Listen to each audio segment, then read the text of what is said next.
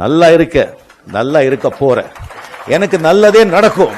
என்னை சார்ந்தவருக்கும் நல்லதே நடக்கும்.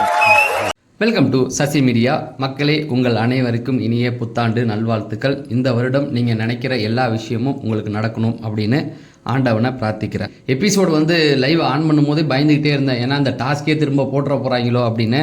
நல்ல வேலை அது முடிஞ்சிருச்சு. அதுக்கப்புறம் வீட்டுக்குள்ளே உட்காந்து எல்லாரும் அங்கங்கே உட்காந்து பேசிகிட்டு இருந்தாங்க.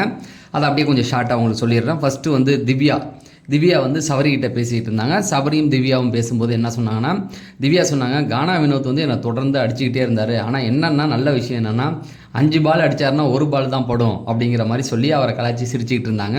இந்த பக்கம் வீட்டுக்கு சபரி சொன்னார், என்னெல்லாம் புளியர்னு அடிச்சுக்கிட்டு இருந்தாங்கப்பா அப்படிங்கிற மாதிரி சொல்லிகிட்டு இருந்தாங்க. அந்த பக்கம் போனீங்கன்னா சாண்ட்ரா அவர்கள் விக்ரமை பற்றி பேசிகிட்டு இருந்தாங்க. அதாவது திவ்யாவும் வெளியில் போயிருந்தாங்க. வெளியில் உட்காந்து ஒரு 4 பேர் பேசிகிட்டு இருந்தாங்க. முதல்ல வினோத் சொல்லிட்டு இருந்தார், இந்த மாதிரி முட்டைலாம் கேட்கக்கூடாதுரா அப்படின்னு. இது என்ன கான்வர்சேஷன் அப்படின்னு பார்த்தீங்கன்னா, விஜய் சேதுபதிக்கிட்ட அவர் முட்டை கேட்டிருப்பாரு. எல்லாருக்கும் ட்ரெஸ்ஸுலாம் வரும்ல, ஒரு முட்டை கேட்டிருந்தாரா. அதெல்லாம் கேட்கக்கூடாதுரா அப்படின்னும் போது இவன் சொன்னான், இந்த மாதிரி 10,000 ரூபா ஆகும் ட்ரெஸ்ஸுக்கு, ஆனால் முட்டை 1500 தான்டா ஆகும் அப்படிங்கிற மாதிரி சொல்லியிருந்தேன். இருந்தாலும் அதெல்லாம் கேட்கக்கூடாது அப்படின்னும் போது, சாரிப்பா தெரியாமல் பண்ணிட்டேன் அப்படின்னு பார்வதியும் பக்கத்தில் உட்காந்துருக்காங்க. இப்போ அந்த இடத்துல விக்ரமை பற்றி பேச ஆரம்பிக்கிறாங்க. அதாவது விக்ரம் அடிக்கும்போது அவ்வளோ காண்டா இருந்தது. சபரியை அடித்தார்ல அந்த பிரேயர் பாட்டில், அதை கரெக்டாகவே சொல்கிறாங்க அவங்க. அவன் அடித்த உடனே கத்துறான். விக்ரம் மூஞ்ச பார்த்தா வெறித்தனமாக கொண்டாந்து அடிக்கிறான் அப்படிங்கிற மாதிரி சொல்லிட்டு இருந்தாங்க. பார்வதி சொல்லிட்டு இருந்தாங்க, அதாவது என்னெல்லாம் கண்ணாபுண்ணான்னு அடிச்சுக்கிட்டு இருந்தாங்க அப்படிங்கிற மாதிரி சொன்னோன்னே, அப்போ வினோத் சொன்னாப்புல, இந்த மாதிரி பாருக்கு ப்ளஸ்ஸாக இருந்தது ஷூ தான். அந்த ஷூ ரொம்ப ஹைட்டாக இருந்தது. அதை வச்சு அதை கரெக்டாக ஏம் பண்ணி அடிச்சிட்டா. கரெக்டாக ஏம் பண்ணி அந்த இடத்துல நின்னால அவளுக்கு எந்த ஒரு இதுவும் இல்லை அப்படின்ற மாதிரி. அதே போல் அரோராவுக்கும் ஷூ இல்லைனாலும் சுபிக்ஷாவுக்கும் ஷூ இல்லை அப்படின்னாலும் இவங்க 2 பேருமே தோற்றுருப்பாங்க. ஏன்னா அவங்களுக்கு அந்த ஷூ வச்சு தான் அவங்க கரெக்டாக நின்னாங்க அப்படிங்கிற மாதிரி சொன்னாங்க. அப்புறம் திவ்யா வந்தாங்க. திவ்யா என்ன சொன்னாங்க அப்படின்னு பார்த்தீங்கன்னா, கானா வினோத் கரெக்டாக என்னை ஏம் பண்ணி அடித்தார். ஆனால் கையை தான் ஏம் பண்ணார். 4 பாலில் 1 பால் அடிக்கும். ஆனால் கரெக்டாக என்னுடைய கையை குறி பார்த்து அடித்தார் அப்படிங்கிற மாதிரி சொல்லிட்டு இருந்தாங்க. இப்போ பார்வதி என்ன கண்ணாபுண்ணான்னு அடித்தானுங்க, எவன் அடித்தான்னு தெரியல அப்படின்னும் போது, இந்த பக்கம் சாண்ட்ரா, கமருதீன் நல்லா இருக்கீங்களா, அதாவது போட்டு கொடுக்குறாங்களா, நல்லா இருக்கீங்களா அப்படிங்கிற மாதிரி கேட்டுட்டு இருந்தாங்க. அந்த பக்கம் பார்த்தீங்கன்னா அரோரா என்ன பண்ணுறாங்க, பாயிண்ட் டேபிளை பார்த்துட்டு இதில் 44 யார் சபரி முன்னிலையில் இருக்காரா, அங்கேருந்து கூப்பிட்டு போயிட்டு சுபிக்ஷாவை கூப்பிட்டு போயிட்டு ரூமில் உட்காந்து பேசிட்டு இருந்தாங்க. இப்போ என்ன சொல்கிறாங்க அப்படின்னா, கானா வினோத் இனிமேல் வரத்துக்கு வாய்ப்பு இல்லை. இனிமேல் இருக்கிற 4 கேம்லேயும் 9 எடுத்தால் கூட பெருசாக அவர் வரத்துக்கு வாய்ப்பு இல்லை. ஒரு 46 தான் வருவார். ஆனால் சபரியை பொறுத்த வரைக்கும் தொடர்ந்து வரலாம். இனிமேல் வர டாஸ்கில் ஒரு 6-6ன்னு எடுத்தால் கூட பாயிண்ட் டேபிளில் முன்னிலையில் இருப்பார் அப்படின்னும் போது, அடுத்த இடத்துல யார் இருக்கா, கானா வினோத்துக்கு அடுத்த இடத்துலனா சுபிக்ஷா நான் தான் இருக்கிறேன். எனக்கு பாயிண்ட் ரொம்ப கம்மியாக இருக்குது. எனக்கும் விக்கல்ஸுக்கும் 1 பாயிண்ட் டிஃப்ரெண்ட்டாக இருக்குது. அவர் எனக்கு முன்னாடி இருக்கார் அப்படின்னும் போது, எனக்கு அடுத்த இடத்துல இருக்கிறது அரோரா. ஏன்னா பாயிண்ட் டேபிளில் நேற்று முன்னிலையில் இருந்தவர் 2 பேரும் வெளியில் வந்துட்டாங்க. சபரி மட்டும்தான் இப்போ ஃபஸ்ட்டு இருக்காங்க. ஏன்னா அரோரா விக்ரம் ரொம்ப கீழே டவுன் ஆகி வந்துட்டாங்க. அவங்க ஏதோ ஒரு பிளான் போட்டு வச்சுருக்காங்க, நல்லாவே தெரியுது. நாளைக்கு கேமில் நீங்கள் வேணால் பார்த்தீங்கன்னா சபரியை டார்கெட் பண்ணி தான் அடிக்க போகிறாங்க. ஏன்னா இந்த பக்கம் பார்வதியும் அதை சொல்லிட்டாங்க. இந்த பக்கம் இவங்க அரோரா அவங்களும் அதை ரெஜிஸ்டர் பண்ணுறாங்க, அவர் முதல் இடத்துல இருக்கார் அப்படின்னு. பார்க்கலாம், நாளைக்கு யார் வேணாலும் ஜெயிக்கலாம். ஆனால் ஒரு பிளான் போடுறது எல்லாமே கரெக்டு தான். ஆனால் அந்த பக்கம் பார்த்தீங்களா, இதுங்க 2 உட்காந்து யார் முன்னிலையில் இருக்காங்க அப்படின்னு பார்க்குறாங்க. அவங்க உட்காந்து நடந்த விஷயத்தை பேசி ஜாலியாக சிரிச்சுக்கிட்டு இருக்காங்க. அதுக்கப்புறம் பார்த்தீங்கன்னா லிவிங் ஹாலில் உட்காந்து லிவிங் ஏரியா வெளியில் கார்டன் ஏரியாவில் உட்காந்து கானா வினோத், சாண்ட்ரா, திவ்யா, கமருதீன், பார்வதி இவங்கெல்லாம் பேசிகிட்டு இருந்தாங்க. இதில் நிறைய ஃபைட்டு இந்த மாதிரியான விஷயங்கள்லாம் போச்சு. திவ்யா பார்வதியை கலாய்க்க, அதுக்கப்புறம் வினோத் சபரியை கலாய்க்க, இந்த மாதிரியான விஷயங்கள் போச்சு. அந்த பக்கம் பார்த்தீங்கன்னா சபரியும் அரோராவும் உட்காந்து பேசிகிட்டு இருந்தாங்க. ஃபஸ்ட்டு இவங்க கார்டன் ஏரியாவில் என்ன பேசிகிட்டு இருந்தாங்க அப்படின்னு பார்த்தீங்கன்னா, பார்வதிக்கும் பார்வதி ஏதோ வெளியில் ஒரு ஷூட்டிங் ஏதோ போயிட்டுருக்கு போல். அதே கேட்டவங்க இவங்களையும் கேட்டிருக்காங்க, திவ்யாவும் அதை பற்றி பேசிகிட்டு இருந்தாங்க. உடனே பார்வதி சொன்னாங்க, அதை பற்றிலாம் இங்கே பேசக்கூடாது அப்படின்னு. அப்புறமேட்டுக்கு உனக்கும் டேட் கேட்டாங்களா அப்படின்னு. ஆமாம், யார் வெளியில் என்கிட்ட நடிகன்னு கேட்டால் நான் டேட் கொடுப்பேனேவா, அப்போ டேட்டிங் போயிருக்கியா அப்படிங்கிற மாதிரி சொன்னாங்க. உடனே திவ்யா தலையணை எடுத்து அடிச்சு, ஷூட்டிங் டேட்டுக்கும் இதுக்கும் டேட்டிங்கும் உனக்கு வித்தியாசம் தெரியலையா அப்படிங்கிற மாதிரி பேசிகிட்டு இருந்தாங்க. இப்போ சாண்ட்ரா சொன்னாங்க, இந்த மாதிரி லைட்டை ஆஃப் பண்ணுங்க பிக் பாஸ், ரொம்ப டயர்டாக இருக்குது, ஆஃப் பண்ண வேகத்து போய் படுத்துருவேன் அப்படின்னோடனே கானா வினோத் சொல்கிறேன், ஆமாம் பிக் பாஸ் லைட்டை உடனே ஆஃப் பண்ணிங்க. ஏன்னா நான் காலையிலேருந்து எல்லா டாஸ்க்லையும் பார்த்தீங்கன்னா 9 வாங்கி ரொம்ப டயர்டாக இருக்கேன். லைட் ஆஃப் பண்ணுங்கன்னா படுத்துருவேன் அப்படின்னும் போது, அப்புறம் அவரே சொல்கிறாரு, இந்த மாதிரி நான் டாஸ்க்குன்னா கானா வினோத்னு பேர் வாங்கியிருந்தா இங்கே வந்து ஒன்றுமே இல்லை அப்படிங்கிற மாதிரி இது பண்ணிகிட்டு இருந்தார், அவரே சொல்லிகிட்டு இருந்தார். அதுக்கப்புறமேட்டுக்கு பார்வதியும் திவ்யாவும் அவங்களுக்குள்ள ஒரு சின்ன சின்ன கையாசு அப்படியே போயிட்டு இருந்தது, ஃபன்னாக தான் போயிட்டு வந்தது. விக்கல்ஸ் பற்றி ஏதோ பேசிட்டு அவன் சொன்னனால டாஸ்க் அப்படிங்கிற மாதிரி சொன்னாங்களா, உடனே சாத்துங்க அப்படிங்கிற மாதிரி திவ்யா சொன்னாங்களா. பார்வதி சொன்னாங்க வார்த்தை ரொம்ப முக்கியம் அப்படின்னோடனே இவங்க சொன்னாங்க பார்வதி டோரை சாத்துங்க அப்படிங்கிற மாதிரி சொல்கிறேன் அப்படிங்கிற மாதிரி திவ்யா சொல்லிட்டாங்க. அதாவது வார்த்தை கவனம் அப்படிங்கிற மாதிரி பார்வதி சொன்னோடனே அவங்க சொல்கிறாங்க, யார் சொல்கிறா பாருங்கள், பார்வதி சொல்கிறாங்க பரவாயில்ல 12வது வாரத்துலையாவது இப்படி இருக்கே அப்படின்னு. அதுக்கப்புறமேட்டுக்கு அந்த டாஸ்கில் வந்து இது பார்வதி ஒன்று சொல்லியிருப்பாங்க, என்னையே ஏன்டா அடிக்கிறீங்க, திவ்யா போய் அடிங்கன்னு, அந்த காண்டில் தான் நான் சொன்னேன் அப்படிங்கிற மாதிரி. அவங்க ஒன்றே சொன்னாங்க தெரியுது எவ்வளோ காண்டில் இருக்கேன்னு. அப்போ இவங்களுக்கு வந்து நீ என் மேலே காண்டில் தானடி இருக்க அப்படிங்கிற மாதிரி சொன்னோம்னா, எங்கள் வீட்டிலேருந்து வரத்துக்கு முன்னாடி வரைக்கும் இருந்தது, இப்போல்லாம் கிடையாது அப்படிங்கிற மாதிரி திவ்யா சொல்லிட்டாங்க. ஏன்னா நீயே வந்து வாக்குமூலம் கொடுத்தல அப்படிங்கிற மாதிரி சொன்னோன்னே இப்போ பார்வதி ஏஞ்சி போய் பால் எடுத்துகிட்டு வந்து கானா வினோத் மேலே அடித்தாங்க, நெஞ்சில் பட்டுருச்சு. பார்த்தியா நெஞ்சில் பட்டுருச்சு அப்படின்னு சொன்னதுக்கு கானா வினோத் சொல்கிறாரு, எனக்காவது நெஞ்சில் தான், சபரிக்கு அப்படிங்கிற மாதிரி சொல்லி இழுத்தோன்னே எல்லோரும் சிரித்தாங்க. இதில் என்னென்னு எனக்கு புரியல. சரி கமெண்ட் செக்ஷனில் நீங்கள் சொல்லுங்கள், ஏன்னா இதெல்லாம் சொன்னால் வெளியில் எண்ணெயை போட்டு வறுத்து எடுக்கிறாங்க, ஏன் இப்படிலாம் சொல்கிற அப்படின்னு.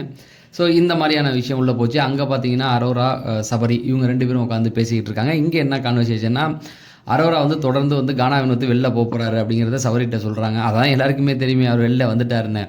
அதுக்கப்புறமேட்டு சாண்ட்ராவும் அவரை போட்டு கலாச்சாங்க. அதாவது டாஸ்க்கு அவர் வந்து சொன்னார்ல எல்லாத்துலேயும் வந்து 9 வாங்கி நான் வந்து எல்லாத்துலேயும் ஜெயிச்சிருக்கேன்ற மாதிரி கானா வினோத் முதல்ல சொன்னார்ல, அதுக்கு வந்து திவ்யா இவங்க சாண்ட்ரா கலாச்சாங்க. இதில் வேற இவர் என்ன கேட்குறாருன்னா, எனக்கு ஃபிசிக்கல் டாஸ்க் கொடுங்க பாஸ், ஃபிசிக்கல் டாஸ்க் கொடுங்கன்னு கேட்டார். காலையில் பிக் பாஸ் டீம் வந்து ஒரு ஃபிசிக்கல் டாஸ்க் கொடுத்தாங்க, அதுலேயும் அடி வாங்கிட்டு வந்து உட்காந்துருக்காரு அப்படின்னோடனே, இல்லை அது ஒரு சின்ன பிரச்சனையால் போயிடுச்சு அப்படின்னு. இப்போ சாண்ட்ரா சொன்னாங்க, இவரை வச்சு பிக் பாஸ் டீம் வந்து இப்போ யோசிச்சுக்கிட்டு இருப்பாங்க, இவர் கானா வினோத்துக்கு என்ன டாஸ்க் கொடுக்கலாம் அப்படின்னு. ஏன்னா எல்லாத்துலேயும் அடி வாங்கிட்டு வந்து உட்காடுறாரு அப்படிங்கிற மாதிரி கலாச்சி விட்டாங்க. அவரும் சிரிச்சுக்கிட்டே எடுத்துக்கிட்டாப்ல.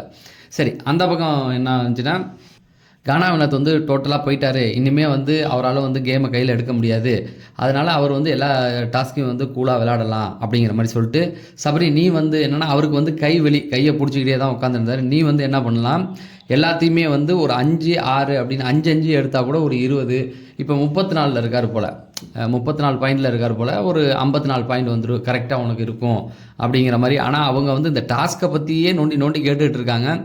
ஐ திங்க் அவங்களுக்கு என்னென்னா அவங்க டிக்கெட்டு ஃபினாலே வின் பண்ணணும் அப்படிங்கிற ஒரு எண்ணம் எல்லாருக்குமே இருக்கும். அரோரா வந்து நேற்று வரைக்கும் அவங்க தானே வின் பண்ணணும்னு நினச்சிக்கிட்டு இருந்தாங்க. அதனால் யார் போவா, யாரை காலி பண்ணலாம் அந்த மாதிரியான ஒரு கால்குலேஷன் போட்டு வச்சுக்கிட்டு இருக்காங்க, அப்படி தான் தெரிஞ்சுது. பட் அதை நான் தப்பாக சொல்ல மாட்டேன், ஏன்னா அந்த இடத்துல அதுதான் முக்கியம். இப்போ வெளியில் தேவையில்லாத கான்வர்சேஷன் போனதுக்கு இங்கே சபரி அரோரா பேசுகிறது வந்து கரெக்டு தான். டாஸ்கில் அடுத்து யாரை வீழ்த்தி நம்ம மேலே வரலாம் அப்படிங்கிறத அவங்க 2 உட்காந்து பேசிகிட்டு இருந்தாங்க. அப்புறமேட்டுக்கு எல்லாருமே கிச்சனுக்கு வந்துட்டாங்க. கிச்சனில் வந்து சமைக்கிற வேலையை பார்த்துட்டாங்க. அங்கே வந்து பார்த்தீங்கன்னா சாண்ட்ரா இவங்க திவ்யா இவங்க 2 பேரும் கிச்சனுக்குள்ளே இருந்தாங்களா, பார்வதி உள்ளே வந்தாங்க. அப்போ வந்து இந்த பாத்திரம்லாம் கொஞ்சம் கழுவாமல் இருக்குது, கழுவி வைடி அப்படிங்கிற மாதிரி சொன்னாங்களா. பார்வதி வந்துட்டு போனவங்க என்ன ஆனாங்க, திரும்ப வந்துட்டு இங்கே பாரு எல்லாத்தையும் கரெக்டாக கழுவி வச்சுக்கிட்டு இருக்கேன் அப்படிங்கிற மாதிரி சம்திங் அங்கே ஒரு கான்வர்சேஷன் போச்சு. அப்போ இவர் நம்ம சபரிக்கு வந்து கை அடிபட்டிருக்கனால லெஃப்ட் ஹேண்டில் சாப்பிட்டுருக்காரு. உடனே பார்வதி நான் ஊட்டி விடவா அப்படிங்கிற மாதிரி கேட்டாங்க. உடனே சபரி வந்து கலாய்க்கிற மாதிரி என்னடி தங்கம் என்னடி செல்லம் அப்படிங்கிற மாதிரி ஏதோ பேசினாரா. ஓகே அதுக்கப்புறமேட்டு அந்த கான்வர்சேஷன் முடிஞ்சதுக்கப்புறமேட்டுக்கு பார்வதி கிச்சனில் வந்து அந்த ரெஷல் வாஷ் கழுவ ஆரம்பிச்சிட்டாங்க. திவ்யா வந்து சொன்னாங்க, திவ்யாவை பார்த்து சொன்னாங்க, ஏதாவது ஒன்று தெரியலன்னா இவளுக்கு சமைக்க தெரியல, நம்ம சொன்னாலும் இது பண்ண மாட்டா அப்படின்னும் போது, சரி இவங்க 2 பேருமே வந்து மாறி ஃபன்னாக இவங்களை கலாய்க்கிறதும் இவங்களை கலாய்க்கிறதும் அப்படியே போயிட்டு இருந்தது. அப்போ வந்து பார்வதி சொன்னாங்க, ஒரு ஃபீட்பேக் சொன்னால் கூட இவ ஏற்றுக்க மாட்டா அப்படிங்கிற மாதிரி சொன்னாங்க. உடனே திவ்யா சொல்கிறாங்க, நீ ஃபீட்பேக் சொல்ல அதுவே குறையாக தான் சொல்லிகிட்டு இருக்க அப்படிங்கிற மாதிரி சொல்லிட்டு இருந்தாங்க. இதெல்லாம் ரொம்ப ஃபன்னாகவே போயிட்டு இருந்துச்சு. வேறு கண்டென்ட் கிடையாது, இந்த கிச்சனில் நடக்கிறது அது இது அப்படிங்கிறது தான் நம்ம பேச வேண்டியதாக இருக்குது. பார்வதி போன உடனே கானா வினோத் சொன்னார், அவர் உட்காந்து பூண்டு உரிச்சிருந்தார், நீ வா வந்து பூண்டு உரி அப்படிங்கிற மாதிரி சொன்னார். அப்புறமேட்டு கிச்சனுக்குள்ளே இவர் வந்தார், அதாவது கமருதீன் வந்துட்டு, அக்கா என்ன சாப்பிட இருக்குது அப்படின்னா, ரைஸ் வைக்கிறோம் இருங்க அப்படின்ன மாதிரி ஒரு 3 பேருக்காக வைக்கிறதா இருந்தது. கானா வினோத் இன்னொருத்தவங்களுக்கு, அவர் கானா வினோத் வேணான்ட்டார். அப்புறம் எதுக்கு ரைஸ் ஒன்றது, தோசையே சாப்பிட்றலாமே அப்படின்னும் போது ஓகே அப்படிங்கிற மாதிரி போயிடுச்சு. இப்போ பார்வதி சாப்பாடு போட்டு வெளில வந்துட்டாங்க. இவருக்கு சபரிக்கு வந்து சாண்ட்ரா சொன்னாங்க, பால் ஊற்றி சாப்பிட்டுக்கிறியா அப்படின்ட்டு கேட்டாங்க. அவரும் ஓகேன்னு தான் சொன்னார். அது ஒரிஜினல் பால் அப்படின்னா ஓகே ஊற்றி சாப்பிடுன்னு. அவர் லெஃப்ட் ஹேண்டில் சாப்பிட்றாரு, ப்ளஸ் வந்து அந்த பால் ஊற்றி தான் தோசையை சாப்பிட்டுட்ருக்காரு. டாக்டர் ஏதோ சொல்லியிருக்காரு போல். அப்போ சாண்ட்ரா கூட சொன்னாங்க, உனக்கு வந்து நாளைக்கு வலி ஹெவியாக இருக்கும் பார்த்துக்கோ அப்படின்னு. ஐ திங்க் இது சபரிக்கு வேறு மாதிரியான ஒரு விளைவு கொடுக்கறதுக்கு வாய்ப்புகள் இருக்குது. ஏன்னா அவர் கை முடியல, சாப்பிட்றதே லெஃப்ட் ஹேண்டில் சாப்பிட்றாரு அப்படின்னா நாளைக்கு ஏதாவது டாஸ்க் வரும்பொழுது இந்த இன்றைக்கி வந்த மாதிரி ஹோல்டு பண்ணி நிற்கிறது, அந்த மாவு இதில் பண்ணாங்கள்ல, அந்த மாதிரி வந்தால் கொஞ்சம் கஷ்டமாக தான் போகும். பார்க்கலாம் என்ன நடக்குது அப்படின்னு. அதுக்கப்புறமேட்டுக்கு அவங்க சாப்பிடும்போது இவங்க சொல்லிட்டாங்க, நாளைக்கு நான் ரெஸ்ட்டு அப்படிங்கிற மாதிரி திவ்யா சொல்லிட்டாங்க, நான் சமைக்க போகிறது இல்லைன்னு. அந்த பக்கமும் சாண்ட்ராவும் நான் ரெஸ்ட்டு அப்படின்ட்டாங்க. அப்போ நான் சமைக்கிறேன் அப்படிங்கிற மாதிரி சொல்லிட்டு இருந்தாங்க. சரி, இந்த கான்வர்சேஷன் முடிஞ்சதுக்கப்புறமேட்டுக்கு திவ்யாவுக்கும் அவங்களுக்கும், அதாவது வெளியிலையும் திவ்யா ஃபேன்ஸும் பார்வதி ஃபேன்ஸும் அடிச்சுக்கிட்டு நிற்கிறாங்க. இங்கே உள்ளே பார்த்தா இதுங்க ரெண்டும் சண்டை போடாமல் ஜாலியாக ஃபன்னாக கலாய்ச்சிக்கிட்டு அடிச்சுக்கிட்டு இருக்காங்க. அதை தப்பாக சொல்லக்கூடாது, ஃபன்னாக தான் பேசிக்கிட்டு இருக்காங்க. இப்போ திவ்யா வந்து ஒரு பெரிய விஷயத்த வந்து சொல்கிறாங்க. இவளுக்கு வந்து நான் நிறைய விஷயங்கள் பண்ணி கொடுத்துருக்கேன். இவளுக்கு வந்து யாரும் எதுவும் கொடுக்கக்கூடாதுன்னா நான் வந்து திவ்யா பார்வதிக்கு நான் வந்து தனியாகவே இவளுக்கு செஞ்சு கொடுப்பேன், ஆனால் அவள் குறையா சொல்கிறா அப்படிங்கிற மாதிரி சொன்னாங்களா. ஏய், நான் எங்கடி குறை சொன்னேன், உன்னை நிறைய தடவை பாராட்டியிருக்கேன்டி. நீ ஒரு தடவை என்னை போட்டு கொடுத்த தெரியுமா? அதாவது கிச்சன் டீமில் இருக்க யாரோ வந்து முதல்ல வந்து அவங்களுக்கு முட்டை போட்டு கொடுக்கக்கூடாதுன்னு சொல்லியிருக்காங்க. அப்போ கூட நான் போட்டு கொடுக்குறேன் அப்படிங்கிற மாதிரி சொன்னாங்களாம் திவ்யா. ஆனால் அதை போய் நாமினேஷனில் எடுத்துகிட்டு போய் எனக்கு வந்து சாப்பாடு தரல அப்படிங்கிற மாதிரி நாமினேட் பண்ணியிருக்காங்க போல் பார்வதி. அதை வந்து அவங்க சொல்கிறாங்க, அவள் வந்து அப்படி சொன்னால் அதை கூப்பிட்டு நம்ம கன்ஃபர்ஸ் பண்ணலாம், வா கொஞ்சம் அவள் சொன்னதுக்கப்புறம் வா நம்ம பேசலாம் இதை பற்றி, ஓடிட்டா அப்படிங்கிற மாதிரி சொல்லிகிட்டு இருக்காங்க. எனக்கு என்னென்னா கண்டென்ட் வந்து வேறு எதுவுமே பேச மாட்டுறாங்க, இந்த மாதிரியான விஷயமே தொடர்ந்து போயிட்டுருக்கு. அது எப்படி போகுது அப்படின்னு பார்த்தீங்கன்னா தொடர்ந்து ஓவர்லப்பாக போகுது. ஒரு 4-5 பேர் தொடர்ந்து பேசுகிறதுனால அது சீன் பை நம்மளால் சொல்ல முடியல. அடுத்ததாக பார்ப்போம், தரமாக டாஸ்க்கை பற்றி அடுத்து வேறு ஏதாவது போகுதா அப்படிங்கிறத வெயிட் பண்ணி பார்ப்போம். அதுக்கப்புறமேட்டுக்கு சாண்ட்ராவை வந்து நம்ம பார்வதியை பார்த்து சாத்தான்னு சொல்லிட்டாங்க. என்ன அப்படின்றத பார்ப்போம். சாண்ட்ரா வந்து திவ்யாட்ட சொல்கிறாங்க, அதாவது அங்கே சாப்பாடு சமைச்சு கொடுத்துருக்காங்க, கிச்சன் ஏரியாவில் தான் இது பேசிகிட்டு இருக்காங்க. அவள் பாருக்கிட்ட சொல்கிறாங்க, பாரு காலைல என்னை சீக்கிரம் எழுப்பிடு அப்படின்ற மாதிரி சொன்னாங்களா. உடனே பாரு சொன்னாங்க, ஆமாம் நான் எழுப்பவும் இல்லை, நான் 2026 என் மூஞ்சில் முடிச்சுப்பாரு, இந்த வருஷமே உனக்கு எப்படி இருக்கும் அப்படிங்கிற மாதிரி சொல்லி சிரித்தாங்களா. அப்போ சொன்னாங்க, ஐயோ இந்த சாத்தானை பக்கத்துலேயே வச்சுருக்கக்கூடாது, நான் தெரியாமல் இவள்கிட்ட வந்து சொல்லிட்டேனே அப்படின்னு. அதுக்கப்புறமேட்டுக்கு சபரிகிட்ட சொன்னான், சபரி பார்த்துக்கடா இவன் என்ன பண்ணுறான்னு. அப்புறம் இவர் சொல்கிறாரு, நீ அப்படி தூங்கினாலும், பார்வதி சொல்கிறாங்க, நீ அப்படி தூங்கினாலும் விட்டுருவோன்னா வாய்ஸை மாற்றி கூப்பிடுவோன்னு. இவர் சபரி சொன்னாப்புல, அவள் வாய்ஸும் என் வாய்ஸும் ஒரே மாதிரி தான் இருக்கும், என் வாய்ஸில் மெம்கிரி பண்ணிடுவா அப்படிங்கிற மாதிரி சொன்னாங்களா. இப்போ திவ்யா தோசை சுட்டு கமருதீனுக்கு கொடுக்க போனாங்க, அதை பிடுங்கி இவங்க சாப்பிட ஆரம்பிச்சிட்டாங்களா. அப்போ கேட்டான், அவன் ரொம்ப நேரமாக வெயிட் பண்ணுறான்டி, பரவாயில்லன்ட்டு எடுத்து சாப்பிட்டுட்டு இருந்தாங்க. அப்புறம் பீட்ரூட்டை எடுத்து சாப்பிட ஆரம்பித்தாங்க. பீட்ரூட் அந்த பொரியல் அங்கே இருந்தது, அதை எடுக்கும்போது லெஃப்ட் ஹேண்டு இல்லை கையை யூஸ் பண்ணிட்டாங்க. உடனே சாப்பிட்டு எச்சிக்கையை வைக்காதேரி அப்படின்னோடனே அவன் சொன்னான், வீட்டில் இருக்க மாதிரியே ஒரு இது எனக்கு வந்துடுது அப்படின்ற மாதிரி சொன்னாங்க. திவ்யா உடனே இதை சொல்லியே சமாளிச்சிக்கிறடி நீ அப்படிங்கிற மாதிரி சொல்லிட்டாங்க. இவ்வளோ தான் அங்கே போச்சு. அதுக்கப்புறமேட்டுக்கு பார்த்தீங்கன்னா உள்ள அரோரா, சுபிக்ஷா, இவர் விக்ரம் 3 பேரும் உட்காந்து கானா உணவத்தை பொலன்னு பொலந்து எடுக்கிறாங்க. அவ்வளோ ஃபன்னாக போணுச்சு. பட் அது ரொம்ப காமெடியாக அவங்களுக்குள்ளே போன விஷயம் நான் சொல்லும்போது உங்களுக்கு காமெடி வருமானு தெரியல, பார்த்தவங்களுக்கு அது புரியும். என்னென்னா விக்ரம் முதல்ல சொன்னார், அப்புறம் விஜய் சேதுபதி வந்து கேட்பார், யார் என்ன பண்ணீங்க அப்படின்னு சொல்லும்போது, நானாவது வந்து இப்போ நான் தோற்றுக்கிட்டு தான் இருக்கேன், எனக்கு அது வந்து கவலை கிடையாது, ஆனால் ஏதோ ஒரு இடத்துல நான் வந்து ஜெயிச்சிருக்கேன், பாயிண்ட் டேபிள் மேலே இருக்குது அப்படின்னும் போது அரோரான்னு சொல்கிறாங்க, ஆமாம் இப்போ நான் கூட ஒரு 6 மணி நேரம் வந்து இதை பிடிச்சிட்டு நின்றுருக்கேன் அப்படிங்கிற மாதிரி சொல்லுவோம். இப்படி நம்மலாம் சொல்லும்போது கானாவனது திரும்பி பார்ப்பார், அவர்கிட்ட பாயிண்ட்டே ஒன்றும் இருக்காது. அவர் பார்த்தீங்கன்னா மொபைல் நம்பர் மாதிரி 22223 அப்படின்ற மாதிரி இருக்கும் அப்படிங்கிற மாதிரி சொல்லிகிட்டு இருந்தாங்க. அதுக்கப்புறமேட்டுக்கு வந்து சுபிக்ஷா ஏஞ்சி சொன்னாங்க. என்ன சொன்னாங்கன்னா, அதாவது அவர் வந்து டாஸ்க்கு தொடங்கிட்டார்.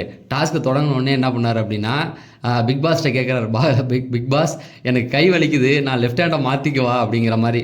அதாவது என்ன நடந்தது அப்படின்னா, ஃபஸ்ட்டு எடுத்தோடனே ரைட் ஹேண்டை வச்சுட்டாரு மேலே அந்த மாவு இது மூடுறதுக்காக, டோரை லாக் பண்ணிட்டு. அவருக்கு கொஞ்சம் நேரத்துலேயே கை வலிக்குது. கை வலித்த உடனே என்ன சொல்லிட்டாரு, பிக் பாஸ்ட்டை கேட்டிருக்காரு, பிக் பாஸ் நான் வேணால் கையை மாற்றி நின்றுக்குவா அப்படின்ற மாதிரி கேட்டிருக்காரு. உடனே பிக் பாஸும் ஓன்னு சொல்லியிருக்காரு. அதை மாற்றி பிடிச்சிருக்காரு. அதை தான் சுபிக்ஷா சொல்கிறாங்க. அப்படியே அவரால் முடியல, லெஃப்ட் ஹேண்டை வச்ச உடனே கீழே விட்டுட்டு விழுந்துட்டாரு அப்படிங்கிற மாதிரி சொல்லிட்டு இருந்தாங்க. இப்போ அரோரா சொன்னாங்க, பாவம் அவர் இல்லை, கொஞ்சம் கஷ்டமாக தான் இருக்குது, ஏதாவது ஒரு இதில் 9 பாயிண்ட்டாக தான் அவர் வாங்கணும்னு நான் பார்க்குறேன் அப்படிங்கிற மாதிரி சொன்னாரா. உடனே சுபிக்ஷா சொல்கிறாங்க, இவ இப்படி தான் நம்மளை ஏற்றி விட்டுட்டு இவன் வந்து நம்மளை கலாய்க்கிறா பாறேன், அதாவது நம்மளை ஏற்றி விட்டு இப்போ நல்லவ மாதிரி பேசுகிறா அப்படிங்கிற மாதிரி சொன்னாங்களா. உடனே வந்து விக்ரம் சொன்னாப்புல, அதாவது பிரவீன் காந்தி வந்தவொடனே சொன்னார்ல நம்மள்ட்ட, இளைஞர்களுக்கு நான் வழி விடுறேன் அப்படிங்கிற மாதிரி, அந்த மாதிரி கானா வினோத் இளைஞர்களுக்கு வழி விட்டு போயிட்டே இருக்காரு அப்படிங்கிற மாதிரி. அதாவது டாஸ்கில் முதல்ல போயிடுறாரு இல்லையா, அதை சொல்லிட்டு இளைஞர்கள் வழி விட்டு போடணும். அதே போல் விஜய் சேதுபதிட்ட சுற்றி விட்டுருப்பார்ல பிரவீன் காந்தி, அதாவது என்ன சொல்லியிருப்பார் அப்படின்னா, நான் உள்ளேயும் இருக்கேன் வெளியிலையும் இருக்கேன் அப்படிங்கிற மாதிரி சொல்லுவார் இல்லையா, அதை தான் சொல்கிறார். அவர் இப்போ உள்ளே இருக்கார் பிரவீன் காந்தி, அதாவது கானா வினோத் உருவத்தில் அவர் உள்ளே இருக்காராம். அதை தான் சொல்லி கலாய்ச்சிக்கிட்டு இருந்தார். அதாவதுங்க லைவ் தொடங்கி கிட்டத்தட்ட 2 மணி நேரம் ஆக போகுது. 2 மணி நேரம் திவ்யாவும் பார்வதி மாறி மாறி மாறி பேசிக்கிட்டு இருக்காங்க. காதில் ரத்தம் வர மாதிரி இருக்குது. எத்தனை பேர் லைவ் பார்த்தீங்க சொல்லுங்கள் பார்க்கலாம். அவ்வளோ நேரம் தொடர்ந்து தேவையில்லாததுக்கெல்லாம் பேசிக்கிட்டு இருக்காங்க. சரி, அதில் நடந்ததில் இப்போ ஒரு தோசை பிரச்சனை. அதாவது தோசை வந்து சபரிக்கு 3 கொடுத்துருக்காங்க போல், கமருதீனுக்கு 2 கொடுத்துருக்காங்க. சாதம் இருக்குது, எல்லோரும் சாப்பிட்டுக்கிட்டு அதை இது பண்ணியிருக்காங்க. இவங்க பார் வந்து சாதம் சாப்பிட்டுட்டு 2 தோசை சாப்பிட்டு 3ஆவது தோசைக்காக வெயிட் பண்ணியிருக்காங்க. இருக்கிற மாவில் ஒன்று தான் இருக்குது. அதை ஊற்றி என்ன பண்ணிட்டாங்க, கமருதீனுக்கு கொடுத்துட்டாங்க. உடனே அவங்க சண்டைக்கு வந்துட்டு, எனக்கு ஏன் கொடுக்கல, கமருதீன் வந்து ரொம்ப நேரமாக வெயிட் பண்ணிக்கிட்டு இருக்கான் அப்படிங்கிற மாதிரி சொல்கிறாங்க. நீ வந்து ரைஸ் சாப்பிட்டா, அவன் ரைஸ் சாப்பிடவே இல்லை அப்படிங்கிற மாதிரி சொன்னாங்க. அதுக்காக எனக்கு கொடுக்குற மாதிரி அவனுக்கு கொடுப்பியான்னு பார்வதி ஒரு சின்னதாக சண்டை போட்டாங்களா. அப்புறம் திவ்யா சொன்னாங்க, இவர் இருக்கிறது இத்தனை மாவு தான், இதை வச்சு எனக்கு தான் நான் போட்டுக்க முடியும் அப்படின்ட்டு தொடர்ந்து பேசிக்கிட்டே இருக்காங்க. அப்போ சபரி கூட ஒன்று சொன்னான், அதாவது இல்லை இவங்க பார்வதி சொன்னாங்க, 20 நிமிஷம் பேசாத எதாக இருந்தாலும் திவ்யாவை பார்த்து, நீ பேசுகிறதெல்லாம் 20 நிமிஷம், ஒரு சின்ன விஷயம் கேட்டால் 20 நிமிஷம் பேசுகிற ஒரு மாதிரி இருக்குது அப்படின்னோடனே இவங்க அதுக்கு சபரி சொன்னா, நீ அப்போ பார்வதி பேசவே கூடாது நீலாம் அப்படிங்கிற மாதிரி கலாச்சி விட்டாப்புல. இதை பார்த்துட்டு இன்னொரு கமெண்ட் கொடுத்தான், நீங்கள் பேசிக்கிறத பார்த்தா எப்படி தெரியுமா இருக்குது, பார்வதியும் திவ்யாவும் பேசிக்கிறது, பாரு மாதிரியும் திவ்யாகிட்டையும் பேசிக்கிற மாதிரி. அதாவது 2 பேருமே ஒரே கேரக்டர் தான். இதுங்களுக்குள்ள அடிச்சுக்கிறது என்னென்னா, நீ தான் ஜாஸ்தி பேசுகிற, நான் தான் ஜாஸ்தி பேசுகிறேன், 2 அடிச்சுக்கிறாங்க. லைவ் பார்த்தவங்களுக்குலாம் காது அவிஞ்சிரும் போல். அவ்வளோ நேரம் அதை ஏதோ ஃபன்னாக தான் பேசிக்கிறாங்க. ஃபன்னாக இவங்க அவங்கள கலாய்க்க, அவங்க இவங்கள கலாய்க்க. அதாவது அப்போ சொன்னால், எப்படி நீங்கள் அடிச்சுவீங்கன்னு அப்படிங்கிற மாதிரி இவர் கேட்டார். அப்படின்னா சபரி கேட்டவுடனே, நான் அடிச்சிக்க மாட்டேன், எங்கள் அம்மா வந்து சொல்லிட்டு போயிட்டாங்க, எங்கள் அம்மா பேச்சை நான் கேட்பேன், அதாவது பாருக்கிட்ட பாரு மாதிரியே பேசு அப்படிங்கிற மாதிரி சொல்லியிருக்காங்களாம். அதாவது சண்டை போடாமல் அதை சொன்னாங்க. அதுக்கப்புறமேட்டுக்கு ஏதோ ஒரு விஷயத்தில் தோசையை சாப்பிடும்போது ஏதோ ஒரு வார்த்தை சொல்லிட்டாங்க திவ்யா. அப்போ வந்து இவர் சொன்னாப்புல சபரியே, அவளை திட்டுற ஓகே, நானும் அதே தோசையை தானே சாப்பிட்றேன், நீ சொன்னீங்கன்னா எனக்கு ஒரு மாதிரி இருக்குது அப்படிங்கிற மாதிரி சொன்னாங்க. அது என்னன்னு காமிக்கல. அப்போ இவர் திவ்யா சொன்னாங்க, நான் அப்படி சொல்லடா, ஒன்றை நான் சொல்லவே இல்லை, நீ என்ன சொல்லலைம்மா, எனக்கு ஒன்றும் ஆகலை, ஆனால் அவள் சாப்பிட்ற தோசையை தானே நானும் சாப்பிட்றேன், அப்போ நீ அதை சொல்லும்பொழுது அது என்னன்னு தெரியல, எனக்கும் அது ஒரு மாதிரி இருக்கணுன்னே. அப்போ வந்து திவ்யா வந்து புரிஞ்சுக்காமல் இவர்கிட்ட அம்புக்கு வந்தா, ஏம்மா விட்டுடுமா, நான் உன்கிட்ட பேச வரல அப்படின்னு அப்படி சொன்னார்ல. உடனே இவர் அந்தாண்ட இருக்க கமருதீன் சொன்னான், இல்லை அவனுக்கும் ஒரு மாதிரி அஃபண்ட் ஆகுது அப்படின்ற மாதிரி சொல்லிட்டு, மச்சான் நீ கவலைப்படாதடா, உனக்காக உன் நண்பா அப்துல் காதர் உன் கூடவே இருப்பான்டா அப்படிங்கிற மாதிரி அதை பேசி முடித்தாங்க. அவங்க நிறுத்தலை, ரொம்ப வளன்னு போகிறாங்க. அதை எழுதவும் முடியல. ஏதாவது ஏதாவது ஒரு டாஸ்க்கு பற்றியோ இல்லை வேறு ஏதாவது பற்றி பேசினா நம்ம எழுதலாம். இது என்னன்னா சம்மந்தமே இல்லாத வெங்காயத்துக்கு ஒரு சண்டை, இதுக்கு ஒரு சண்டை, உங்கள் அம்மா அப்படி சொன்னாங்க, எங்கள் அம்மா இப்படி சொன்னாங்கன்னா நம்ம என்னத்தை எழுதுறது. அதனால் அதை ஸ்கிப் பண்ணிவிட்டு அடுத்தது பார்த்திங்கன்னா பெட்ரூமில் வந்து ஒரு கான்வர்சேஷன் போணுச்சு. சரி, அதுக்கப்புறமேட்டு வந்து சபரி சாப்பிட்டுட்டு இதுக்குள்ளே பெட்ரூம் போயிட்டாரு. அங்கே அரோரா, இவங்க சுபிக்ஷா, இதுக்கப்புறம் விக்ரம், இவங்கெல்லாம் உட்காந்து பேசிகிட்டு இருக்கும்போது சபரி போய் சொன்னார், சுபிக்ஷா நீ வந்து எனக்கு ஊட்டி விட்டுருப்பேன்னு நினச்சேன், நீ ஊட்டி விட வரல அப்படிங்கிற மாதிரி கேட்டாங்க. அரோரா வந்து என்கிட்ட கேட்டால் ஊட்டி விட வான்னு. அவள் ஏன் என்னாச்சு, நீ உனக்கு இதாகலையா அப்படின்ற மாதிரி கேட்டாங்க. இல்லை என்னால் முடியல, நான் லெஃப்ட் ஹேண்டில் தான் சாப்பிட்டேன், நீ வந்து ஊட்டி விட்டுருப்பேன்னு நினச்சேன்னு. லூசு பையில என்கிட்ட சொல்லியிருந்தேன், நான் ஊட்டி விட மாட்டேப்பேன், நீ வரவே இல்லையே, நான் எப்படி சொல்கிறது அப்படிங்கிற மாதிரி ஐ திங்க் அது ஃபன்னாக தான் சொல்லிட்டு இருந்தார். அப்புறம் அரோரா அந்த பக்கம் போகும்போது கேட்டிருக்காங்க, நான் ஊட்டி விடவான்னு. பார்வதியும் கேட்டாங்க, சும்மா சொல்ல ஊட்டி விடவாடான்ட்டு. லெஃப்ட் ஹேண்டில் தான் சாப்பிட்டாப்புல, இல்லை வேணான்னு சொல்லிட்டாப்புல. சரி, இங்கே போகும்போது விக்ரமும் அவரை கலாய்க்க ஆரம்பிச்சிட்டாப்புல. என்னென்னா அந்த பால் டாஸ்கில் அவர் அடிச்சிட்டாப்புல, இல்லை ப்ரைவேட் பார்ட்டில், அதை வச்சு கலாய்ச்சிக்கிட்டு இருக்காரு. அப்போ அவர் சொல்கிற மூஞ்செல்லாம் வச்சுக்கிட்டு, நான் எப்படி அடித்தேன் தெரியுமா, இப்படி தாண்டா அடித்த உடனே நீ பிடிச்சிட்டடா, எனக்கு ஒரு மாதிரி இருக்குடா அப்படின்னு. உடனே சபரி சொல்லி, நான் அங்கே கையை வச்சேன், ஆமாண்டா நீ ரொம்ப நேரம் அந்த இடத்துல தாண்டா கையை வச்சு மறைச்சிக்கிட்டு நின்னேன் அப்படின்னோடனே, ஐயோ எனக்கு ஒரு மாதிரியாக இருக்குது அப்படின்னோடனே அவர் வேறு செஞ்சு வேறு காமிச்சார். சரி இமேஜ் போடுறோம் பார்த்துங்க. அந்த பக்கம் அரோரா கேட்டாங்க, சல்லியாக நொறுக்கிட்டீங்களேடா அப்படின்னு. கைஸ், எனக்கு நேற்று வந்து கமெண்ட் செக்ஷனில் நேற்று முந்தினாலும் ஒருத்தவங்க கேட்டிருந்தாங்க. அதை வந்து ஓப்பனாக உங்கள்கிட்ட நான் சொல்கிறேன். எனக்கு அதுக்கு ஆன்சர் தெரியல, சத்தியமாக எனக்கு ஆன்சர் தெரியல. நீங்கள் வந்து ஆன்சர் சொல்ல முடிஞ்சால் கமெண்ட் செக்ஷனில் சொல்லுங்கள். தெரிஞ்சால் சொல்லுங்கள், இல்லைன்னா விட்டுடுங்க. ஏன்னா சும்மா அதெல்லாம் வந்து சொல்லக்கூடாது. அவர் என்ன கேட்டிருந்தாருன்னா, ப்ரோ அரோராவும் இவர் சபரியும் வந்து லவ் பண்ணுறாங்களா, அவங்க பழகிறத பார்த்தா எனக்கு அப்படி தான் தோணுது அப்படிங்கிற மாதிரி கேட்டிருந்தாரு. ஆனால் எனக்கு வந்து அது சத்தியமாக ஆன்சர் தெரியல. அரோராவை தங்கச்சின்னு கூப்பிட்றாரா கூப்பிடலையா அப்படிங்கிறது நான் கவனிக்கலை. சுபிக்ஷாவெல்லாம் கூப்பிடுவார், எல்லாரையுமே சிஸ்டர் அந்த ஒரு பாண்டிங் தான் இருக்கா. அரோராக்கிட்டையும் அப்படி தான் இருக்கான்னு எனக்கு சரியாக தெரியல. அவர் கேட்ட கேள்விக்கு எனக்கு சத்தியமாக நான் அதுக்கப்புறம் தான் ஒன்று ஒன்றா யோசித்து பார்க்குறேன். சப்போர்ட் பண்ணுவார், எல்லாருக்கும் சப்போர்ட் பண்ணுவார், அதே போல் தான் அரோராவும். அது எனக்கு சரியாக தெரியல. நீங்கள் வந்து இதுக்கு வந்து எனக்கு சரியாக ஆன்சர் சத்தியமாக தெரியல. நான் வந்து அதை கவனிக்கவும் இல்லை. அவங்களுடைய 2 பேரும் பழகிறத பற்றி கவனிக்கல. நீங்கள் கவனித்து பார்த்து உங்களுக்கு ஏதாவது இருந்தால் சொல்லுங்கள். இது வந்து சப்ஸ்கிரைபர் கேட்ட கேள்வி, அதை நான் உங்ககிட்ட கேட்குறேன். எனக்கும் இதுக்கு ஆன்சர் தெரியல. தப்பாக பிடிச்சிக்க கூடாது சபரியுடைய ஃபாலோவர்ஸ் எல்லாம், என்ன எங்கள் சபரி எப்படி தப்பாக பேசிட்டீங்களேன்னு. உங்களுக்கு ஆன்சர் தெரிஞ்சால் சொல்லுங்கள். அது எந்த மாதிரி போயிட்டுருக்கு, அது ஒரு சிஸ்டர் பிரதரா இல்லை ஒரு ஃப்ரெண்டாக போகுதா இல்லை லவ்வா அப்படிங்கிறத நீங்கள் கமெண்ட் செக்ஷனில் சொல்லலாம். திரும்பவும் சொல்கிறேன், எனக்கு இதுக்கு சம்மந்தம் கிடையாது. சரி, இதை சொன்னதுக்கு அப்புறமேட்டுக்கு அப்புறம் அரோரா சொன்னாங்க, டேய் சபரி நீ வந்து வழக்கமாக உங்கள் வீட்டில் போய் சொல்லுவில்லை உங்கள் அம்மாட்ட, கேமரா முன்னாடி போய் சொல்லுவார் போல், அதே போல் இன்றைக்கி போய் சொல்கிறா போடா அப்படின்னு, எனக்கு அடிபட்டுருக்குன்னு போய் சொல்கிறா போடா அப்படின்ற மாதிரி சொன்னாங்க. அம்மா எனக்கு அடிபட்டுடுச்சுமா, நீ ஒன்றும் கவலைப்படாத, அடுத்த வருஷம் வந்து நான் கல்யாணம் பண்ணிக்கிறேன், அதுக்கு அடுத்த வருஷமே உனக்கு ஒரு பேரப்பிள்ளை பெற்று கொடுக்குறேன் அப்படிங்கிற மாதிரி போய் சொல்கிறா அப்படின்னு அரோரா சொல்கிறாங்க. ஸோ எனக்கு அவங்க இதை சொன்னோன்னு தான் ஞாபகம் வந்தது, அவங்க கேட்ட கேள்வியும் இதுவும் எனக்கு ஞாபகம் வந்தது. அதை தான் அவங்கள்ட்ட கேட்டேன். அதுக்கப்புறமேட்டுக்கு இவர் சொன்னார், வெளியில் நேரத்துக்கு மீம்ஸ் போட்டிருப்பாங்கடா அப்படின்னே. அப்போ சபரியே சொன்னார், என்ன போட்டிருப்பாங்க மீம்ஸ்னால், மீம்ஸ் போடுவாங்கல்ல, அவருக்கு அடிபட்டோன்னு பிடிச்சி நின்னார்ல, அதை வந்து அவர் என்ன சொல்கிறார் அப்படின்னா, சோழமுத்தா போச்சா அப்படிங்கிற மாதிரி இவர் சொன்னார், விக்கல்ஸ் விக்ரம். இவர் வந்து சபரி என்ன சொன்னார்னா, உனக்கு பொண்ணு பார்க்க வந்து எனக்கு பொண்ணையே பார்க்க முடியாமல் போச்சாடா அப்படின்னா, அது ரிலேட்டடாக அவங்க வந்து மீம்ஸ் போடுறாங்க. அதுக்கு வந்து அரோரா சொன்னாங்க, இனிமேல் வளர்மதி வயசுக்கு வந்தால் என்ன வரலன்னா என்ன அப்படிங்கிற மாதிரி அவங்கெல்லாம் அதை ஃபன்னாகவே எடுத்து பேசிகிட்டு இருந்தாங்க. அப்போ இவர் சொல்கிறாரு விக்ரமு, டேய் எனக்கு இது உண்மையாகவே இல்லைடா, ஏன்னா போன வாரம் எஃப்சிஐக்கு ஒரு கேஸ் வாங்க போனேன், இது அதை விட பெரிய கேஸாக இருக்கும் போல் அப்படின்னு தாண்டா நினச்சேன் அப்படின்னும் போது சாரி சொன்னா, சே ஒரு டாஸ்க்கு தான்டா கூலாக விட்றா அப்படிங்கிற மாதிரி சொல்லி விட்டார். சில் அதை விட பெருசாக எடுத்துக்காத அப்படிங்கிற மாதிரி சொல்லி முடித்தார். அது அந்த பிறகு கிச்சன் பக்கத்தை காமிச்சா எனக்கு ஒரு நல்ல கண்டென்ட் கிடச்சிருண்டான்னு நம்பிக்கையோடு உட்காந்துருந்தேன். கமருதீன் ரொம்ப நேரமாக சாப்பிட்ற மாதிரி கொஞ்சம் கொஞ்சமாக எடுத்து சாப்பிட்றான். பார்வதி கிச்சனுக்குள்ளே கழுவ வந்துட்டாங்க. சரி 2 பேர் இருக்காங்களே, ஏதாவது கான்வர்சேஷன் போவோம், மத்தியானம் வேறு ஓடி பிடிச்சி விளாண்டாங்களா, என்ன போவோன்னு வெயிட் பண்ணி பார்த்தா திவ்யா தாங்க முடியலங்க சத்தியமாக. திவ்யா பார்வதி காம்போவை யாராவது விரும்புகிறீங்களான்னு சொல்லுங்கள். இதுக்கப்புறம் என்னாச்சு அப்படின்னா, அந்த கிச்சன் ஏரியாக்குள்ளே கமருதீன் வந்து சுற்றி வந்துக்கிட்டு இருந்தாப்புல. இந்த பக்கம் பார்த்தீங்கன்னா பார்வதி கழுவிட்டே இருந்தாங்க பாத்திரம்லாம். இந்த நேரத்தில் வந்து அவங்க கமருதீன் வந்து ஸ்ட்ரெயிட்டாகவே தோணுது அவங்கள்ட்ட பார்வதிகிட்ட ஏதோ பேசணுன்றதுக்காக தான் சுற்றி வந்துகிட்டு இருக்காப்புலன்னு. ஆனால் என்ன அப்படின்னா, பேச உட்காந்தா நிறைய பேர் வந்து டிஸ்டர்ப் பண்ணுறாங்க. ஃபஸ்ட்டு எடுத்தோன்னு பார்த்தீங்கன்னா திவ்யா வந்து என்ன பண்ணுறாங்க, குறுக்க வந்தாங்க. அவங்க பேசிக்கிட்டே இருந்தாங்க. அப்போ வந்து கேட்டாங்க, என்ன தம்பி இந்த பக்கம் அப்படிங்கிற மாதிரி கேட்டுருந்தாங்க. ஒன்றும் இல்லை மாமா, சும்மா பேசிக்கிட்டு இருக்கேன் அப்படிங்கிற மாதிரி சொல்லிட்டு இருந்தாப்புல. அதுக்கப்புறம் பிக் பாஸ் வந்து ஒரு அனௌன்ஸ்மெண்ட் கொடுத்தாரு, என்னென்னா எல்லாம் வீட்டுக்குள்ளேயே இருங்க, கதவை சாத்த போகிறோன்னா. அப்போ ஐயோ அப்படின்ட்டு குடுன்னு திவ்யா ஓடினாங்க. எதுக்கு ஓடினாங்கன்னு தெரில வெளியில். அதுக்கப்புறமேட்டுக்கு அந்தாண்ட பார்த்தீங்க அப்படின்னா திரும்ப பேச உட்காந்தா கானா வினோத்தும் வராப்புல. திரும்ப அப்படி ஒருத்தவங்களாம் வரும்போது ஒருத்தவங்க விக்கல்ஸ் விக்ரம் இப்படி நிறைய பேர் வந்து நின்றுக்கிட்டு இருந்தாங்களா. அதுக்கப்புறம் அவங்க பேசிக்கவே இல்லை. அதுக்கப்புறம் பார்த்தீங்கன்னா பேச தொடங்கினாங்க, அப்படியே நிறுத்திட்டு இருந்தாங்க. திவ்யாட்ட கூட பார்வதி சொன்னாங்க, நான் பேசலை, அவன் தான் பேசிக்கிட்டு இருக்கான் அப்படிங்கிற மாதிரி. அதுக்கப்புறம் ஒரு வழியாக பேசுறதுக்கு உட்காந்தாங்க. இப்போ என்ன பேசிக்கிட்டாங்க அப்படின்னு பார்த்தீங்கன்னா, இவங்க இந்த கமருதீன் வந்து சொன்னால், இந்த மாதிரி நீ பண்ணது வந்து எனக்கு வந்து ஒரு மாதிரி இருந்தது, அதாவது அந்த ஃபேமிலி வீக் வரும்பொழுது எனக்கு அந்த டைமில் நீ ஒரு விஷயத்தை எடுக்கிற, அதாவது அந்த பேட் டச் வந்து ஃபீல் ஆகுது அப்படிங்கிற மாதிரிலாம் சொல்கிற, அது கூட எனக்கு ஒன்று பொறுத்துக்குவேன், உங்கள் அம்மா வருவாங்கன்ற, உங்கள் அண்ணன் லாயருன்ற, அதுக்கப்புறமேட்டுக்கு உங்கள் அக்காவோ யாரோ ஒருத்தவங்க வருவாங்கங்கிற, எனக்கு எப்படி இருக்கும் அப்படிங்கிற மாதிரி கேட்குறான்.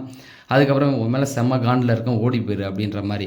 இல்லை எனக்கு அது தோணுச்சு நான் சொல்கிறேன்னு, அப்புறம் எதுக்கு நேர்த்து வார்த்தையெல்லாம் விட்ட அப்படிங்கிற மாதிரி சொன்னாங்களா. அதுக்குள்ளே இடையில ஒவ்வொருத்தவங்க வராங்க. ஐ திங்க் இதில் வந்து நிறைய விஷயம் அவங்க விட்டுருந்தா பேசியிருப்பாங்க, அதில் ஃபுல்லாகவே காமிக்கல. இந்த இடத்துல பார்வதி சொல்கிறாங்க, டேய் அது எந்த மாதிரி ஒரு விஷயத்த வந்து லிவிங் ஹாலில் வந்து நீ பேசுவடா, அது எப்பட்றா பேசலான்னு. அப்போ எனக்கு என்ன தோணுச்சுன்னா, பிஆர் டீம் பற்றி பேசுகிறீங்க, நீங்கள் சேன்றாவும் சேர்ந்துக்கிட்டு பேச ஆரம்பிக்கிறீங்க, எனக்கு வந்து அது ஒரு மாதிரி இதை வச்சு நம்மளை பிளாக் பண்ண நினைக்கிறாங்களோன்றதுனால தான் நான் அதை பேசினேன் அப்படிங்கிற மாதிரி விளக்கம் கொடுக்குறாங்க. எடிட்டர் என்ன பண்ணுறாரு, திரும்பவும் கட் பண்ணுறாரு. கட் பண்ணி பார்த்தா திவ்யாவும் தூங்கிடுறாங்க. படுத்திருந்தாங்க. அவங்களுடைய கண்ணு வந்து கரெக்டாக கிச்சனில் என்ன நடக்குது அப்படிங்கிறத பார்த்துக்கிட்டு இருக்காங்க. திடீர்னு கானா வினோத்து திரும்ப தூங்கினவர் ஏஞ்சிட்டாரு. ஏஞ்ச உடனே திரும்ப பார்க்குறாங்க. இதுங்க ரெண்டும் இப்போ பேசிக்கிட்டு காலைல ஒரு பஞ்சாயத்தை 7:30 கூட்ட போதுன்னா 2 பேரும் சிரிக்கிறாங்க. திரும்ப இங்கே காட்டுறாங்க. இந்த நேரத்தில் என்னாச்சு அப்படின்னா ஆடியோவை கட் பண்ணிட்டாங்க. எனக்கு என்ன தோணுதுன்னா, சரி நம்ம இதில் தான் ஏதோ ப்ராப்ளம் இருக்கும் போல், திரும்ப கட் பண்ணிட்டு ஓட விட்டுலாம் பார்க்குறேன். திரும்ப ஆடியோ ஃபுல்லாக கட்டு. சரி விளம்பரம்லாம் போட்டு திரும்ப வந்துன்னு பார்த்தா பெட்ரூமில் போடுறாங்க. சபரி வந்து அரோராட்ட பேசுகிறாரு. என்ன பேசுனாங்கன்னு தெரியல. அது வந்து ரொம்ப சைலண்ட்டாகவே அதையும் காட்டாங்க. அதுக்கப்புறமேட்டு அரோராவும் சுபிக்ஷாவும் பேசுகிறாங்க. இது வந்து ரொம்ப தப்பாக இருக்குதுங்க. இதுங்க 2 பேரும் சண்டைக்காரன் காலில் விழாமல் சாட்சிக்காரன் காலில் விழுந்துடலாமோ அப்படிங்கிற மாதிரி இவங்க பேசிக்கிட்டு இருக்க மாதிரி தோணுது. அதாவது எல்லாருக்கு முன்னாடி அடிச்சுக்கிட்டு இப்போ வந்து 2 பேரும் பேசிக்கிறாங்க. இது என்ன கணக்குன்னே எனக்கு தெரில. கமருதீன் மாதிரி ஒரு ஆள்கிட்ட இருக்கிறதுக்கு எனக்கு பயமாகவே இருக்குது. அது எப்படி வந்து அந்த வீட்டுக்குள்ளே வந்து சகிச்சிட்டு போக முடியும் அப்படிங்கிற மாதிரி பேசுகிறாங்க. அப்புறம் நல்லா தான் பேசுகிறாங்க. அதுக்கப்புறம் அவங்களே பதில் சொல்கிறாங்க. வேறு ஆப்ஷன் இல்லை, 9 பேர் தான் இருக்காங்க, பேசி தான் ஆகணும். இப்போ அவங்ககிட்ட சண்டைக்கு போகிறதுக்கே எனக்கு ஒரு மாதிரி இருக்குது. அவன் பாலை தொட்டால் அந்த டாஸ்கில் சொல்கிறேன். ஏன்னா வீட்டுக்குள்ளே அவங்க கண்ணாப்பண்ணான்னு பேசிகிட்டு இருக்காங்க. நான் சொல்கிறத நீங்கள் தப்பாக புரிஞ்சிக்கக்கூடாது. அந்த மாதிரி ஏதாவது ஒரு டாஸ்கில் போய் அவன்கிட்ட இது பண்ணால் அவன் வந்து உடனே சண்டைக்கு வந்துடுவான் அப்படிங்கிற மாதிரிலாம் சொல்லிகிட்டு இருக்காங்க. வேறு ஆப்ஷனே இல்லை அப்படின்னு சொல்லிட்டு அதுக்கப்புறம் சுபிக்ஷா ஒரே வார்த்தையில் சொல்லிட்டாங்க. சுபிக்ஷாவும் சொன்னாங்க, அதே போல் சபரிலாம் வந்து நான் அவளை அடித்தா நீங்கள் கேட்பீங்களா, கேட்காம இருப்பீங்களா, அப்போ அவள் அடிக்கும்போது ஏன் கேட்கல அப்படின்னு சபரிட்டெலாம் சண்டை போட்டான் அப்படிங்கிற மாதிரி சொல்கிறாங்க. இந்த பிரச்சனை வீக்கெண்டில் பெருசாக எடுத்துகிட்டு போகிறாங்க அப்படிங்கிறது தான் எனக்கு தோணுது. ஏன்னா அவர் பேசும்போது அவங்க 2 பேர் பேசும்போது ஆடியோவை கட் பண்ணிட்டாங்க. இப்போ நான் என்ன கேட்குறேன்னா, மைக்கு போடாமல் அவங்க இருந்ததுக்கு நீங்கள் தண்டனை கொடுக்குறீங்க. இப்போ அவங்க 2 பேருமே வந்து அதுக்கு விஜய் சேதுபதி என்ன சொன்னார், இப்போ பணம் கட்டி தானே பார்க்குறாங்க, நீங்கள் எப்படி மைக்கை கைட்டு பேசுவீங்கன்றாங்க. இப்போ நானும் அதே தாங்க, பணம் கட்டி தானே நாங்களும் பார்க்குறோம். நீங்கள் பாட்டு எதுக்கு ஆடியோவை கட் பண்ணுறீங்க? அவங்க 2 பேரும் பேசும்போது ஒரு 10 நிமிஷம் ஆடியோவை கட் பண்ணிட்டாங்க. அதுக்கப்புறமேட்டுக்கு வீட்டுக்குள்ளே போனோன்னே இவங்கள காட்டவே இல்லை. அப்படி அதோட கட் பண்ணது தான். அதுக்கப்புறமேட்டுக்கு அவங்கள காட்டவே இல்லை. இதுலேருந்து என்ன தெரியுது அப்படின்னு பார்த்தீங்கன்னா, வீக்கெண்டில் இதை வச்சு பெருசாக ஒரு விஷயம் இப்போ நடக்க போகுது. ஏன்னா வீட்டில் உள்ளவங்க யாரும் கமருதீன் பார்வதி பேசுகிறத விரும்பலை. எல்லாருமே வந்து அவங்க தனிச்சு இருக்கணும்னு தான் நினைக்கிறாங்க. மேபி நேற்று நடந்த அந்த ஃபைட்டு வந்து அவங்களுக்குள்ள ஒரு பெரிய பாதிப்பை கொடுத்துருக்கும் இல்லையா. அரோரா சொல்கிறாங்க, நான்லாம் பயந்தே போயிட்டேன் அவன் இது பண்ணும்போது அப்படிங்கிற மாதிரி சொல்கிறாங்க. ஆனால் மற்ற நேரத்துலலாம் அவன்கிட்ட நல்லா தான் பேசிக்கிட்டு இருக்காங்க. அதில் இன்னொரு வார்த்தையும் சொன்னாங்க. அதே போல் அந்த வீக்கெண்டில் வந்து இவர் பேசினார்ல துஷார் பற்றி, அதுக்கப்புறம் பார்வதியை வெறுப்பேற்றுறதுக்கு தான் நீ இதெல்லாம் பண்ண அப்படிங்கிற மாதிரி சொன்னார் இல்லையா. அதெல்லாம் வர போய் கேட்டாங்களாம். அப்போ கமருதீன் சொன்னால் நான் டென்ஷனில் உளறிட்டேன் அப்படிங்கிற மாதிரி அவன் சொல்லியிருக்கான். அதெல்லாம் எடுத்து பேசுகிறாங்க. ஸோ இதெல்லாம் வச்சு பார்க்கும்போது இந்த வீக்கில் வந்து கண்டிப்பாக வீட்டில் உள்ளவங்க எல்லாமே கமருதீன் பார்வதி இவங்களுக்கு எதிராக பேசுகிறதுக்கு நிறைய வாய்ப்புகள் இருக்குது. இதில் வந்து பார்வதியும் வந்து கமருதீனை அடிச்சிருக்காங்களா, இவன் சொல்கிறான் அவனை அடிச்சிட்டான், பார்வதி அடிச்சிட்டான் அப்படின்னு சொல்லி அரோராவே சொல்கிறாங்க. இந்த இடத்துல அரோரா வந்து நிறைய பாயிண்டை வந்து கலெக்ட் பண்ணி வச்சுருக்காங்கன்னு மட்டும் நல்லாவே தெரியுது. அதே போல் விக்கல்ஸ் வந்து பார்வதியை பேசக்கூடாது அப்படின்றதுனால தெளிவாக இருக்கார். அவங்க பேச போனாவே நிறுத்தி வைக்கிறாரு. அவரும் வந்து ஒரு பாயிண்ட் எடுத்து வைக்கிறதுக்கு சாண்ட்ரா வந்து பாயிண்ட் எடுத்து வைப்பாங்க. திவ்யாலாம் என்ன கேட்டகரின்னு தெரியல. ஸோ இவங்கெல்லாம் வச்சு ஒரு பெரிய விஷயம் நடக்க போகுது. அதே போல் டீமும் வந்து அதை ஆதரிக்கலை அப்படிங்கிற மாதிரி தான் தெரியுது. ஏன்னா இவங்க 2 பேரும் பேசி அதுக்குள்ளே ஏதாவது ஒரு சமாதானத்துக்கு வந்து நமக்கு காமிக்க வேணாம், அதை விஜய் சேதுபதி அட்ரஸ் பண்ணிக்குவார். ஏன்னா விஜய் சேதுபதி பற்றி பேசும்போது தான் மைக்கை வந்து கட் பண்ணாங்க, ஆடியோவை கட் பண்ணியிருந்தாங்க. அதனால் நான் என்ன நினைக்கிறேன்னா, சாட்டர்டே எபிசோடு வந்து பயங்கரமாக இருக்க போகுது. இவங்க 2 பேர் பிரச்சனையை தான் ரொம்ப அட்ரஸ் பண்ண போகிறாரு. அதுக்காக தான் இதை மறைக்கிறாங்களோ அப்படிங்கிற மாதிரி எனக்கு தோணுது. அதுக்கப்புறம் நான் ஒரு மணி நேரம் முழிச்சிருந்து பார்த்தேன், தூங்குறது தான் காட்டுறாங்க. சரி அந்த பக்கம் 2 பேரும் முழிச்சிருக்காங்க இல்லையா, முழிச்சிருக்கவங்களை எப்படியாவது காட்டுவாங்க அப்படிங்கிற மாதிரி நான் பார்த்தேன். பட் வாய்ப்பே இல்லை, அதை சுத்தமாகவே காட்டல. அதெல்லாம் வச்சு எனக்கு தோன்றது இதுதான். உங்களுக்கு என்ன தோணுது அப்படிங்கிறத சொல்லுங்கள். வேறு ஆப்ஷன் இல்லை, இதுக்கப்புறம் பேசுகிறதுக்கு கண்டென்ட்டும் இல்லை. ஸோ நான் இதோட முடிச்சுக்கிறேன்.